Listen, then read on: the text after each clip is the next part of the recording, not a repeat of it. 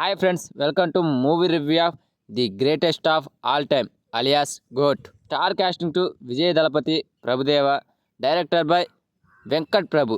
రివ్యూలోకి వెళ్ళే ముందు కొత్తగా మన ఛానల్ చూస్తున్న వాళ్ళు ఎవరైనా ఉంటే please guys like, share, subscribe ఏదో ఒకటి చేయండి ఫ్రెండ్స్ ప్లీజ్. సో ఇక మ్యాటర్లోకి వెళ్దాం.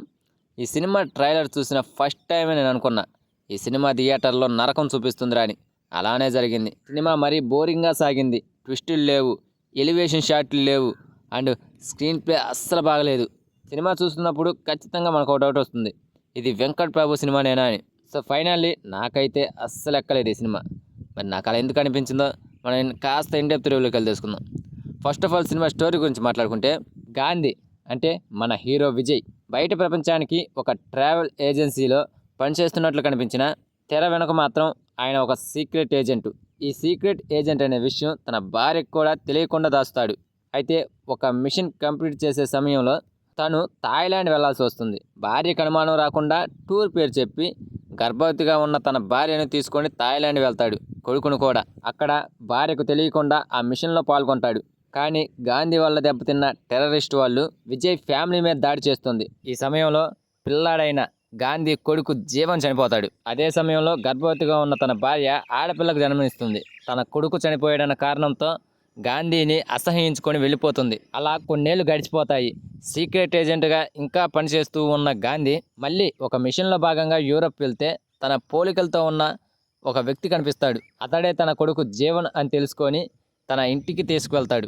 అయితే ఇక్కడి నుంచే అసలు సమస్యలు మొదలవుతాయి. ఇంతకీ ఇన్నాళ్ళు జీవన్ ఎక్కడున్నాడు, ఏం చేశాడు, తన వల్ల గాంధీకి వచ్చిన ఇబ్బందులు ఏంటి, వాటిని గాంధీ ఎలా అధిగమించాడు అనేదే ఈ సినిమా స్టోరీ.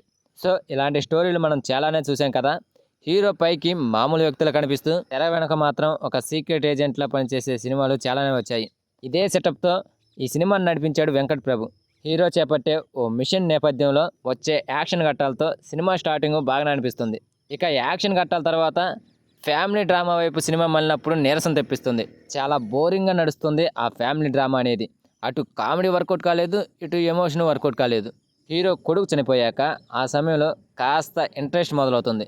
కానీ ఆ చనిపోయిన కొడుకు తిరిగి వచ్చే సీన్లు అయితే పెద్దగా ఇంపాక్ట్ చూపించవు.